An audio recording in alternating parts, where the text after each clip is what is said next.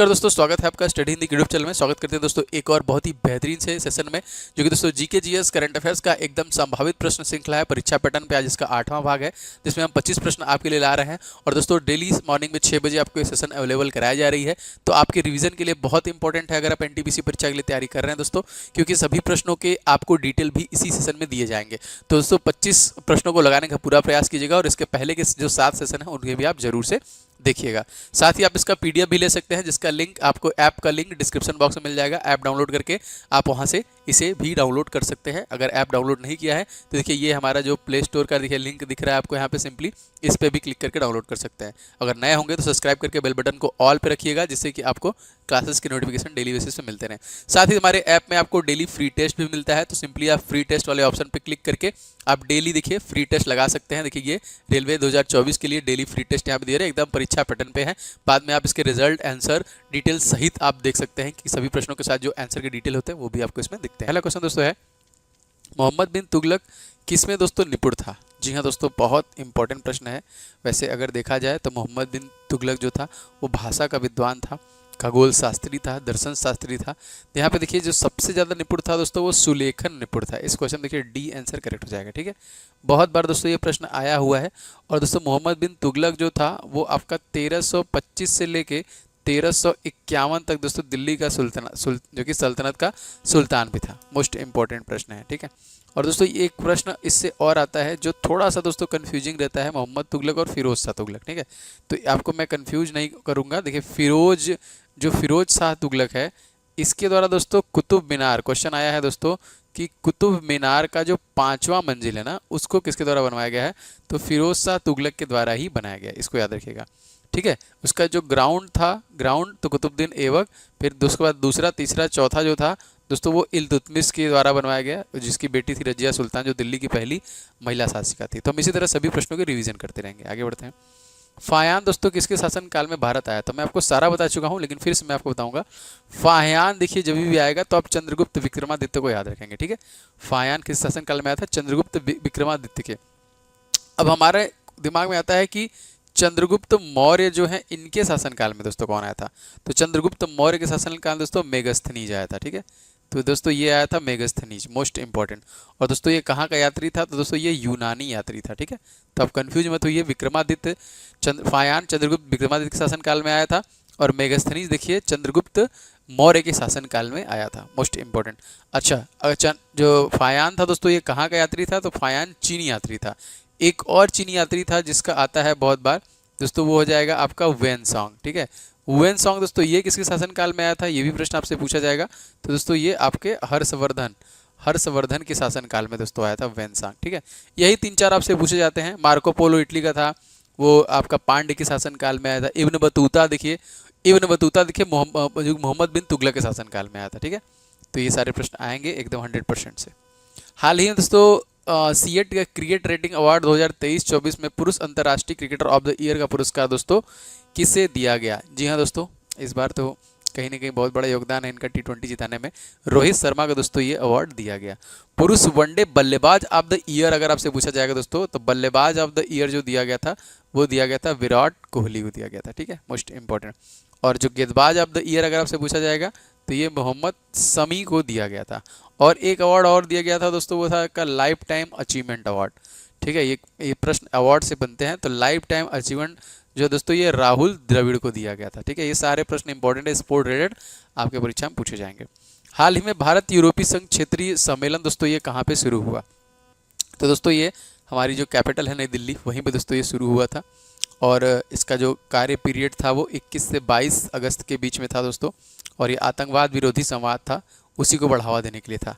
अब देखिए अगर हम बात करें नई दिल्ली के दोस्तों तत्कालिक सीएम का नाम, तो आप याद रखेंगे आतिशी जो है दोस्तों ये यहाँ के सीएम हो जाएंगे। ठीक है, अब लखनऊ मतलब यूपी की बात हो रही है, तो यूपी के सीएम दोस्तों कौन होगी? योगी आदित्यनाथ। ठीक है, गोवा दोस्तों कौन हो जाएंगे सीएम? तो आपको मैं याद करवाने के लिए बस रिवीजन करा रहा हूँ, तो प्रमोद सावंत हो जाएगा। मुंबई मतलब महाराष्ट्र के सीएम दोस्तों कौन हो जाएंगे? तो ये हो जाएंगे एकनाथ शिंदे। दोस्तों आपके एनटीपीसी सीबीटी 1 के लिए कंप्लीट टेस्ट सीरीज आ गई है। जी हाँ, फुल लेंथ टेस्ट सीरीज जो कि एनटीपीसी के लिए दोस्तों आ गई है, आप इसे ले सकते हैं, जिसमें 50 प्लस टेस्ट सीरीज आपको मिलेंगे। मतलब एक एक दो दो करके आपको डेली बेसिस पे इसे लगाना है, क्योंकि आपको प्रैक्टिस अभी से स्टार्ट रखनी है। आपको देखना है कि कहाँ से गलती हो रही है। तो सारे इसमें देखिए रीजनिंग के, जीके के, मैथ में कंप्लीट ये आपको फुल लेंथ मिल जाएगा। लेकिन बहुत लोग को लगता है कि बस उनका रीजनिंग कमजोर है तो वो बस रीजनिंग का ले सकते हैं, इसमें भी आपको 50 सेट मिलेगा। अगर आपको लगता है कि आपका जीके जीएस कमजोर है तो आप 50 सेट जीके जीएस का ले सकते हैं। या फिर दोस्तों आपको लगता है बस मैथ का आपको चाहिए प्रैक्टिस सेट जो कि टेस्ट सीरीज, तो आप ले सकते हैं। तो तीनों सेपरेट भी ले सकते हैं और आप चाहें तो एक साथ भी ले सकते हैं। और सीबीटी 1 का एकदम एग्जाम पैटर्न में दोस्तों आ गया है। ऐप का जो हमारा सेक्शन है टेस्ट सीरीज का, इसमें आप चले जाएंगे तो आपको ये सारे के सारे टेस्ट मिल जाएंगे। निश्चित तौर पे आपको 100% दोस्तों लेके अभी से प्रैक्टिस स्टार्ट कीजिएगा।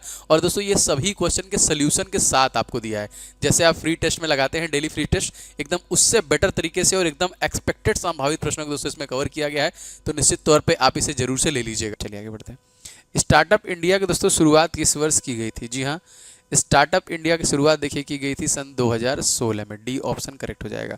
ऐसे बहुत सारी योजना है, जैसे एक हमारा बहुत इंपॉर्टेंट दोस्तों मेक इन इंडिया, देखिए ये प्रश्न आया हुआ है कि इसकी शुरुआत दोस्तों कब की गई? तो देखिए सन 2014 में। मेक इन इंडिया के अलावा दोस्तों एक और इम्पोर्टेंट है दोस्तों, वो है आपका जन धन योजना। ठीक है, प्रश्न आया कि जन धन योजना की शुरुआत कब की गई थी? तो दोस्तों ये भी आपका 2014 में ही किया गया था। जन धन योजना की शुरुआत भी 2014 में किया गया था। एक और इसी साल का याद रख लीजिएगा, वो है दोस्तों आपका नमामि गंगे। ठीक है, नमामि गंगे दोस्तों योजना, ये भी आपका सन 2014 का। ये तीनों देखिए 2014 का आप लोग याद रखिएगा। बाकी जैसे अमृत धरोहर योजना 2023 में आया था। ठीक है, पीएम मुद्रा योजना मान लीजिए, अगर आपको ये भी याद रखना है तो पीएम मुद्रा योजना ये दोस्तों कब का है? तो पीएम मुद्रा योजना देखिए 2015 का है। और एक और याद रख लीजिएगा स्मार्ट सिटी योजना दोस्तों, ये कब का है? ये भी 2015 का है। ये सारे जीके के प्रश्न बन चुके हैं और लगातार पूछे जा रहे हैं। मॉरिशस की दोस्तों राजधानी कहाँ पर है? तो जैसे भारत की नई दिल्ली है, जापान की टोक्यो है, स्पेन की मैड्रिड है, फ्रांस की पेरिस है। तो मॉरिशस की दोस्तों हो जाएगी पोर्ट लुइस। ठीक है, याद रखेंगे। करेंसी कैपिटल से एक प्रश्न स्टैटिक जीके में आता है। तालीकोटा का दोस्तों जो प्रथम युद्ध हुआ था वो आपका कब हुआ था? है ना, तालीकोटा का देखिए जो युद्ध हुआ था वो हुआ था आपका यहाँ पे सी 1565। इस क्वेश्चन का करेक्ट हो जाएगा 1565। ठीक है, अब देखिए सारे युद्ध से रिलेटेड प्रश्न आपके परीक्षा में पूछे जाते हैं। जैसे हमारे ऑप्शन में है 1556, तो आपको मैं बता चुका हूँ कि पानीपत का जो सेकेंड युद्ध हुआ था वो 1556 में हुआ था। अगर आपसे पूछा जाएगा कि पानीपत का प्रथम युद्ध कब हुआ था, तो 1526 में पानीपत का प्रथम युद्ध हुआ था। और अगर आपसे पूछा जाएगा थर्ड कब हुआ था, तो 1761 में देखिए थर्ड हुआ था। 1764 में दोस्तों आपका बक्सर का युद्ध हुआ था। ठीक है, और दोस्तों आपका 1764 है। और 1760 में दोस्तों किसका युद्ध हुआ था? तो वांडीवास का युद्ध हुआ था। उसके आसपास का बता रहा हूँ जिससे कि आपको याद रहे। ठीक है, 1757 का दोस्तों किसका युद्ध हुआ था? चलिए कमेंट करके बताइएगा, जरूर से कमेंट करके बताइएगा। आगे बढ़ते हैं। क्वेश्चन ही आ गया क्या? नहीं, हल्दी घाटी का युद्ध दोस्तों कब हुआ था? मोस्ट इंपॉर्टेंट प्रश्न है। हल्दी घाटी का दोस्तों युद्ध हुआ था कब? तो ये हुआ था आपका 1576 में हुआ था। ठीक है, हल्दी घाटी का दोस्तों युद्ध हुआ था आपका 1576 में। चौसा का युद्ध देखिए काफ़ी बार पूछा हुआ है। तो अगर आपसे पूछा जाएगा चौसा का युद्ध दोस्तों कब हुआ था, तो 1539 ईस्वी में आपका चौसा का युद्ध हुआ था। और उसके एक साल पहले कन्नौज का कह लीजिए, कन्नौज कह लीजिए या फिर बिलग्राम कह लीजिए, दोनों एक ही है। ठीक है, ये दोनों का दोस्तों हो जाएगा आपका 1540। ठीक है, चलिए याद रखिएगा। दोस्तों बहुत सारे लोग वीडियो को लाइक कर चुके हैं, लेकिन अभी भी बहुत सारे लोग लाइक नहीं किए हैं। क्यों नहीं कर रहे हैं भाई? सब लोग लाइक करो, बहुत मेहनत से आपके लिए वीडियो बनाता हूँ। और दोस्तों शेयर जरूर किया करो ना, तो शेयर भी करते चलो कहीं ना कहीं। और क्लास रेगुलर लेना चाहते हो, मिस मत करना, सब्सक्राइब करके दोस्तों बेल बटन दबा लेना। आप मेरी क्लास लोगे, मैं आपको याद करा दूंगा, गारंटी है। रेगुलर बेसिस पे आप लेते रहो। भारत की यात्रा पर आने वाला प्रथम ब्रिटिश सम्राट का नाम आपसे पूछा जा रहा है दोस्तों। तो यहाँ पे देखिए जो सही आंसर हो जाएगा वो था आपका जॉर्ज पंचम था। जो प्रथम ब्रिटिश सम्राट जो आया था वो था कौन सा? जॉर्ज पंचम। ये प्रीवियस ईयर क्वेश्चन आपके एनटीपीसी में पूछा गया था, PYQS है। चलिए अगला क्वेश्चन देखते हैं। तीर्थंकर शब्द का संबंध दोस्तों किस धर्म से है? तो आप लोग समझ ही गए होंगे।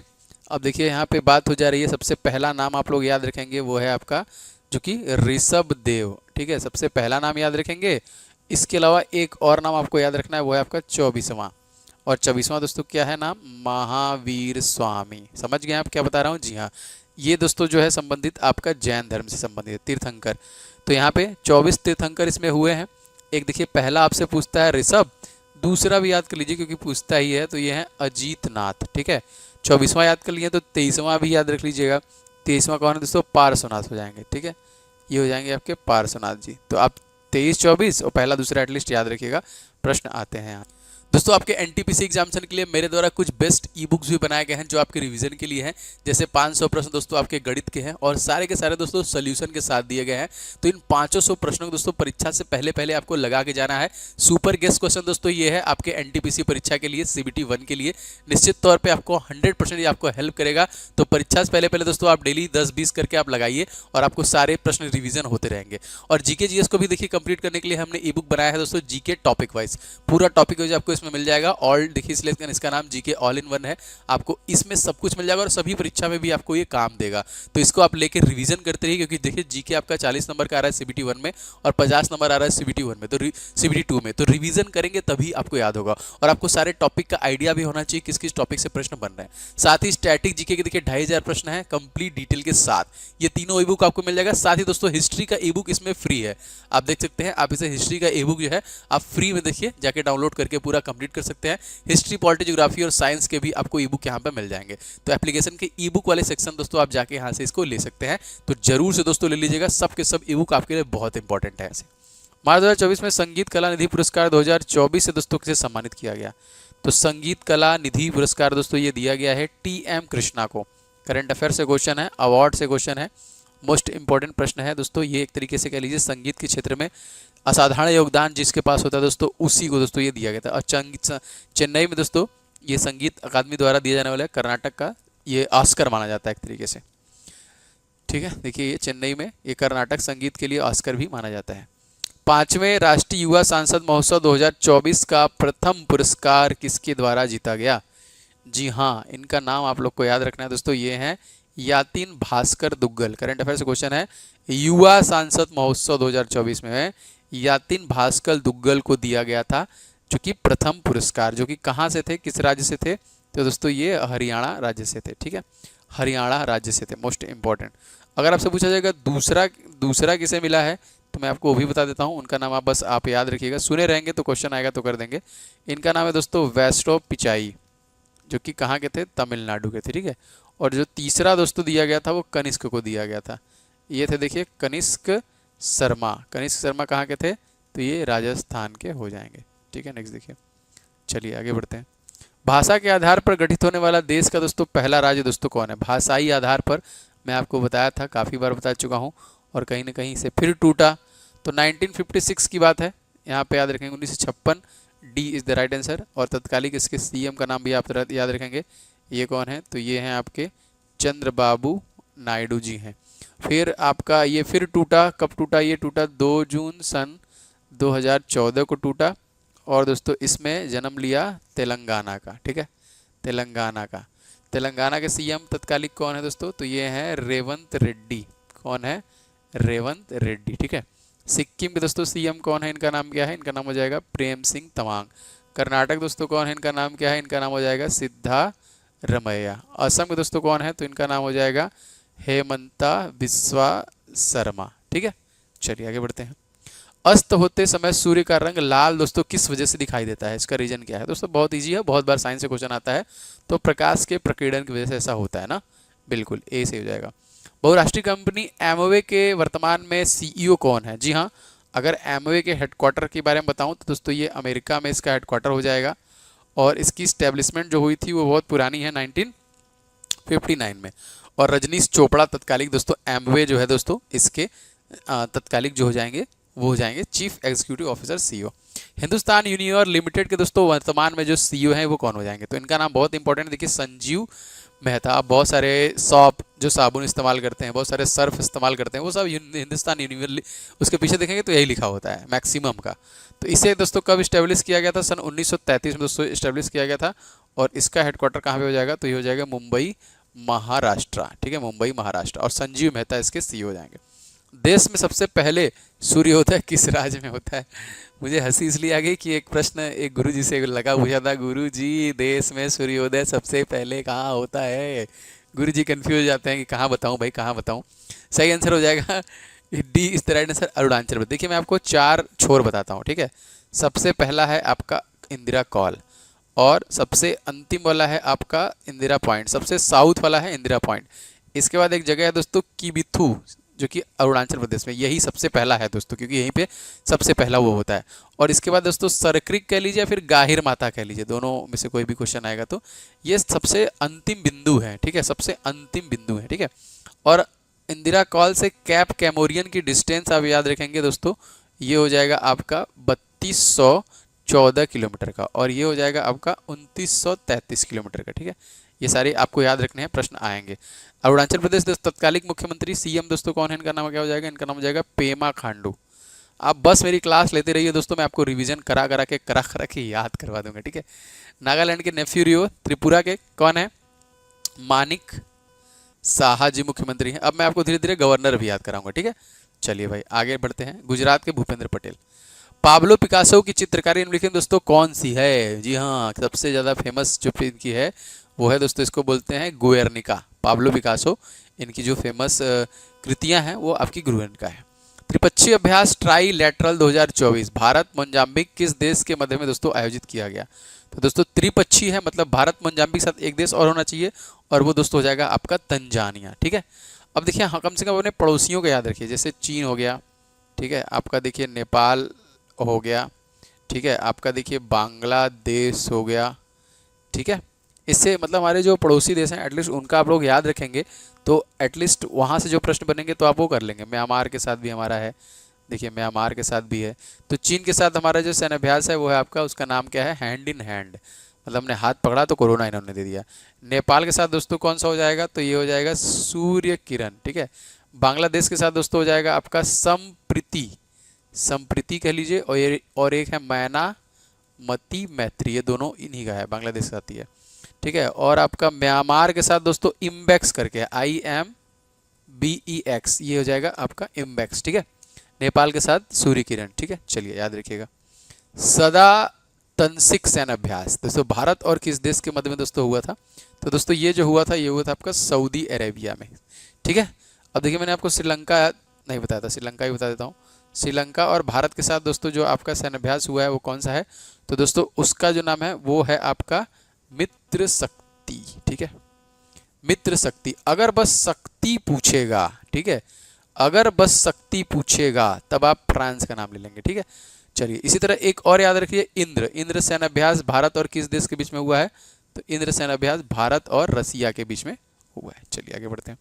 भारत का न्यायिक सलाहकार दोस्तों कौन होता है, बहुत इंपॉर्टेंट प्रश्न है, सॉलिसिटर जनरल की बात की जा रही है, और इस क्वेश्चन में ए आपका आंसर बिल्कुल करेक्ट हो जाएगा, ठीक है। तो वर्तमान में भारत के जो न्यायाधीश न्यायमूर्ति धनंजय ना, इन्हीं के द्वारा दोस्तों सॉलिसिटर जनरल की नियुक्ति की गई, और कहीं ना कहीं हमारे ऑप्शन में दोस्तों उच्चतम न्यायालय का न्यायाधीश के बारे में दिया गया है, तो ये हो जाएंगे आपके धनंजय DY चंद्रचूड़ हो जाएंगे, DY चंद्रचूड़ हो जाएंगे, ठीक है। सॉलिसिटर जनरल ऑफ इंडिया दोस्तों कौन हो जाएंगे, तुषार मेहता ही हैं, अभी तो बदलाव नहीं किया गया जहाँ तक मुझे उम्मीद है, वैसे यही से एक बार आप लोग कंफर्म कीजिएगा, तुषार मेहता ही है, इनमें कोई को नहीं किया गया। वित्त मंत्री अभी भी निर्मला सीतारमण, और राष्ट्रपति पहली दलित, इनको आप लोग अच्छे से जानते हैं। चलिए आगे बढ़ते हैं। सर्व शिक्षा अभियान का संबंध दोस्तों किससे है, तो सर्व शिक्षा अभियान का संबंध दोस्तों किससे है, तो दोस्तों ये हो जाएगी आपकी प्राथमिक शिक्षा से, ए इज द राइट आंसर। किससे संबंधित है, जो कि प्राथमिक शिक्षा से संबंधित है, ठीक है। चलिए सही हो जाएगा ये भी, इसको भी आप लोग याद रखिएगा। आगे बढ़ते हैं और देखते हैं आपका अगला, जोजिला दर्रा दोस्तों किस राज्य में स्थित है, जोजिला दर्रा, जोजिला दर्रा देखिए आपका हो जाएगा यहाँ पे बी, जम्मू कश्मीर राज्य में स्थित है ना।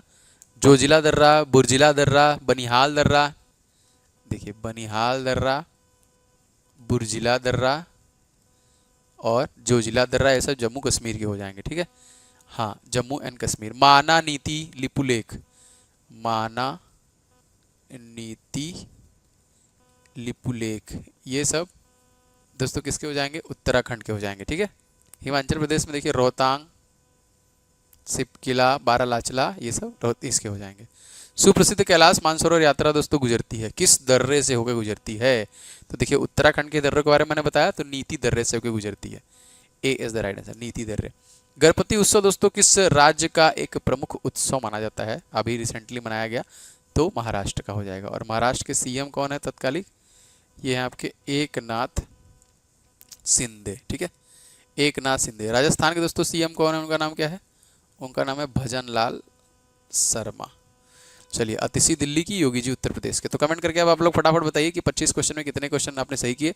और आप जरूर जरूर कमेंट करके बताइएगा कि आपको ये क्लास कैसी लग रही है, क्योंकि मैं बहुत मेहनत कर रहा हूँ इसके लिए। तो प्लीज़ वीडियो को आप लोग लाइक नहीं किए होंगे तो कर दीजिएगा, शेयर कीजिए कम से कम, कहीं ना कहीं दोस्तों इसे शेयर जरूर किया करें। और मेरे चैनल पर अगर आप पहली बार आए होंगे तो चैनल को सब्सक्राइब करके बेल बटन को ऑल पे क्लिक कर लेंगे, तो आपको मेरे सारे क्लासेस के नोटिफिकेशन रेगुलर बेसिस पे मिलते रहेंगे। ठीक है, चलिए मिलते हैं नेक्स्ट क्लास में। आपका दिन शुभ हो। जय हिंद।